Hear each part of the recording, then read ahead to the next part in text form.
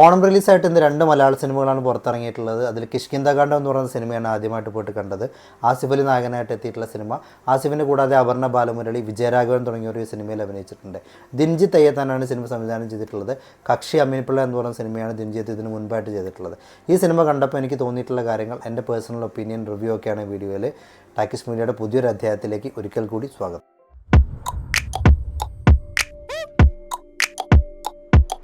കിഷ്കിന്ധാകാണ്ഡം ഒരു mystery drama സിനിമയാണെന്ന് പറയാം. കാരണം തുടക്കത്തിൽ തന്നെ സിനിമയിലൊരു മിസ്റ്ററി ഉണ്ടെങ്കിൽ കൂടി പൂർണ്ണമായിട്ടും ഒരു ത്രില്ലിംഗ് നാച്ചുറൽ അല്ലെങ്കിൽ ഒരു ത്രില്ലർ സ്വഭാവമുള്ള സിനിമയായിട്ടല്ല ഇത് നീങ്ങുന്നത്. കുറച്ചും കൂടിയൊക്കെ ഒരു ഡ്രാമ സ്വഭാവത്തിൽ നീങ്ങാൻ താല്പര്യപ്പെടുന്ന ഒരു സിനിമയാണ്. ഒരുപാട് വാനരന്മാരൊക്കെ ഉള്ളൊരു റിസർവ് ഫോറസ്റ്റ് ഏരിയയാണ് സിനിമയുടെ കഥാപശ്ചാത്തലം.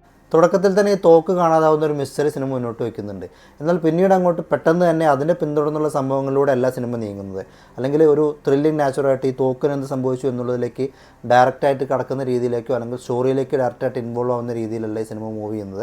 കഥയും കഥാപശ്ചാത്തലമൊക്കെ സെറ്റ് ചെയ്യാൻ അത്യാവശ്യം സമയം എടുത്തുകൊണ്ടും ക്യാരക്ടർ ഡെവലപ്മെൻറ്റിനൊക്കെ ശ്രമിച്ചുകൊണ്ടൊക്കെയാണ് സിനിമ ഫസ്റ്റ് ഹാഫിൽ ഭൂരിഭാഗം സമയത്തും നീങ്ങുന്നത്. അതുകൊണ്ട് തന്നെ ഒരു സ്ലോ പേസാണ് സിനിമയുടെ ആദ്യ പകുതിക്ക് മുഴുവൻ.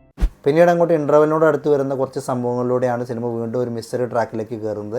ആ ഒരു ഭാഗങ്ങളൊക്കെ നന്നായിട്ട് എടുത്തിട്ടുണ്ട്, പ്രത്യേകിച്ചും ഇൻ്റർവെൽ പോർഷൻ. പക്ഷേ മൊത്തത്തിൽ നോക്കുകയാണെന്നുണ്ടെങ്കിൽ സിനിമയുടെ ആദ്യ പകുതി ഒരു തിരക്കേടില്ലാത്ത അനുഭവമായിട്ടാണ് എനിക്ക് തോന്നിയത്. രണ്ടാം പകുതി തന്നെയാണ് കിഷ്കിന്ധാകാണ്ഡം എന്ന് പറയുന്ന സിനിമയുടെ നട്ടൽ.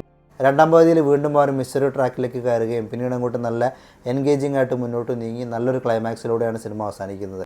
ക്ലൈമാക്സ് പോർഷനും ഒരു സർപ്രൈസ് എന്നതിനേക്കാൾ ഉപരിയായിട്ട് കുറച്ചും കൂടിയൊക്കെ ഇമോഷണലായിട്ട് പ്രേക്ഷകരോട് സംവദിക്കാനൊക്കെയാണ് ശ്രമിക്കുന്നത്. രണ്ട് പ്രധാനപ്പെട്ട ക്യാരക്ടേഴ്സിനും, ആസിഫ് അലിക്കും വിജയരാഘവനും നന്നായിട്ട് പെർഫോം ചെയ്യാനുള്ള സ്കോപ്പുള്ളൊരു സിനിമയാണ് കിഷ്കിന്ധാകാണ്ഡം.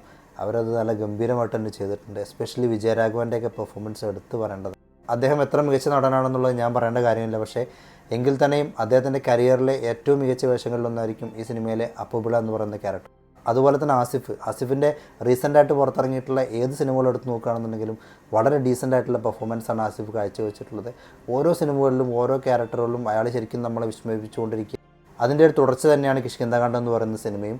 ഈ സിനിമയിലൊക്കെ ചില രംഗങ്ങളിലൊക്കെ അദ്ദേഹത്തിന് നന്നായിട്ട് പെർഫോം ചെയ്യാനുള്ള, ഇമോഷണലി പെർഫോം ചെയ്യാനുള്ള ഒരുപാട് സ്കോപ്പുള്ള രംഗങ്ങൾ കടന്നു വരുന്നുണ്ട്. അതൊക്കെ നല്ല മനോഹരമായിട്ട്, ഒട്ടും നമുക്ക് ഒരു ഓവർ ആക്ടിങ് എന്നുള്ള രീതിയിലേക്കൊന്നും പോവാതെ കൺട്രോൾഡായിട്ട് പെർഫോം ചെയ്യുന്നതിൽ ആസിഫും വിജയിച്ചിട്ടുണ്ട്. അപർണ ബാലമുരളിയും അവരുടെ കഥാപാത്രം നല്ല ഗംഭീരമായിട്ട് തന്നെ ചെയ്തു വെച്ചിട്ടുണ്ട്. വളരെ കുറച്ച് കഥാപാത്രങ്ങൾ ഈ സിനിമയിൽ കടന്നു വരുന്നുള്ളൂ, ഉള്ളവരൊക്കെ നന്നായിട്ട് തന്നെ ചെയ്തു വെച്ചിട്ടുണ്ട്. ഈ സിനിമയിലെ ഏറ്റവും ഫ്രഷ് ആയിട്ടുള്ള കാര്യം എന്താണെന്ന് ചോദിച്ചാൽ അത് ഇതിൻ്റെ കഥാപശ്ചാത്തലമാണെന്ന് ഞാൻ പറയും. ഒരു റിസർവ് ഫോറസ്റ്റ് ഏരിയ, ഒരുപാട് കുരങ്ങന്മാരൊക്കെയുള്ള ഒരു ഏരിയ, അവിടെ കാടിന് നടുവിലായിട്ടൊരു വീട്, അവിടെ നടക്കുന്ന സംഭവങ്ങളൊക്കെ ആയിട്ട് കാണാൻ നല്ല ഭംഗിയുള്ള കാഴ്ചകളായിരുന്നു ഈ സിനിമ സമ്മാനിച്ചിട്ടുള്ളത്. പ്രത്യേകിച്ചും ടെക്നിക്കലി ഈ സിനിമ വളരെ മികച്ചു നിൽക്കുന്നൊരു പടമാണ്. അതിൻ്റെ മേക്കിംഗ് വൈസ് ആയാലും അല്ലെങ്കിൽ സിനിമാറ്റോഗ്രാഫി എടുത്ത് നോക്കിയാലും എഡിറ്റിംഗ് ആയാലും സൗണ്ട് വർക്കൊക്കെ ഗംഭീര, ബാക്ക്ഗ്രൗണ്ട് സ്കോറൊക്കെ വളരെ നന്നായിട്ട് വന്നിട്ടുണ്ട്. ടെക്നിക്കലി നോക്കുകയാണെങ്കിൽ ഒരു വെൽമെയ്ഡ് സിനിമ തന്നെയാണ് കിഷ്കിന്ധാകാണ്ഡം. സിനിമയുടെ സ്റ്റോറി ലൈൻ നോക്കുകയാണെന്നുണ്ടെങ്കിൽ അത്ര കോംപ്ലക്സ് ആയിട്ടുള്ള ഒരു സ്റ്റോറിയാണെന്ന് പറയാൻ കഴിയില്ല. വളരെ ബേസിക് ആയിട്ടുള്ളൊരു സ്റ്റോറി തന്നെയാണ്. പക്ഷേ ഇവിടെ സ്ക്രിപ്റ്റ് റൈറ്ററുടെ ബ്രില്യൻസ് എന്താണെന്ന് വെച്ച് കഴിഞ്ഞാൽ ആ ഒരു സ്റ്റോറിയെ ഈ ഒരു കഥാപശ്ചാത്തലത്തിലേക്ക് നല്ല വിദഗ്ധമായിട്ട് പറിച്ചു നട്ടു എന്നുള്ളതാണ്. കാരണം ഈ ഒരു കഥാപശ്ചാത്തലത്തിലേക്ക് ഈ കഥ വരുമ്പോൾ അതിന് തീർച്ചയായിട്ടും ഒരു ഭംഗിയുണ്ട്. നമുക്കറിയാം കാടിന് എപ്പോഴും ഒരു മിസ്റ്ററി സ്വഭാവമുണ്ട്. അതാണ് നമ്മളെപ്പോഴും ഒരു സ്യൂട്ടബിളായിട്ടുള്ള പശ്ചാത്തലം ഒരു കഥയ്ക്ക് കൊടുക്കുന്നതിൻ്റെ ഏറ്റവും വലിയ ഗുണം എന്ന് പറയുന്നത്. അതുകൊണ്ട് തന്നെ തിരക്കഥ വളരെ നന്നായിട്ട് തന്നെ വന്നിട്ടുണ്ട്. ഓവറോൾ നോക്കുകയാണെന്നുണ്ടെങ്കിൽ എനിക്കൊരു വാച്ചബിൾ ആയിട്ടുള്ളൊരു മിസ്റ്ററി ഡ്രാമയായിട്ടാണ് തോന്നിയത്. ഈ സിനിമയുടെ ടീസറും ട്രെയിലറും ഒക്കെ കണ്ടപ്പോൾ നമുക്ക് വന്നിട്ടുള്ളൊരു എക്സ്പെക്റ്റേഷനെ മീറ്റ് ചെയ്തോ സിനിമ, അല്ലെങ്കിൽ അതിന് മുകളിൽ പോയോ എന്ന് ചോദിച്ചാൽ തീർച്ചയായിട്ടും ഇല്ലയെന്ന് തന്നെ പറയേണ്ടി വരും. പക്ഷേ എങ്കിൽ കൂടി നല്ല വാച്ചബിളായിട്ടുള്ള, അതിൻ്റെ രണ്ടാം പകുതിയുടെ മേന്മ കൊണ്ട് തന്നെ അത്യാവശ്യം നല്ല രീതിയിൽ ഡീസൻ്റായിട്ട് കണ്ടിറങ്ങാവുന്ന ഒരു സിനിമ തന്നെയാണ് കിഷ്കിന്ധാകാണ്ഡം.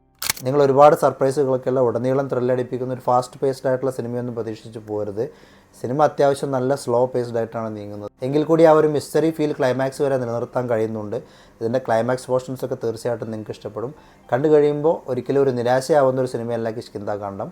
തീർച്ചയായിട്ടും ഒരു വാച്ചബിളായിട്ടുള്ള സിനിമ തന്നെയാണ്. സിനിമ കണ്ടു നോക്കുക. സിനിമയെക്കുറിച്ചുള്ള നിങ്ങളുടെ അഭിപ്രായങ്ങളൊക്കെ കമൻറ്റ് ബോക്സിൽ എഴുതുക. മറ്റൊരു സിനിമയുടെ വിശേഷമായിട്ട് നമുക്ക് വീണ്ടും കാണാം. നന്ദി, നമസ്കാരം.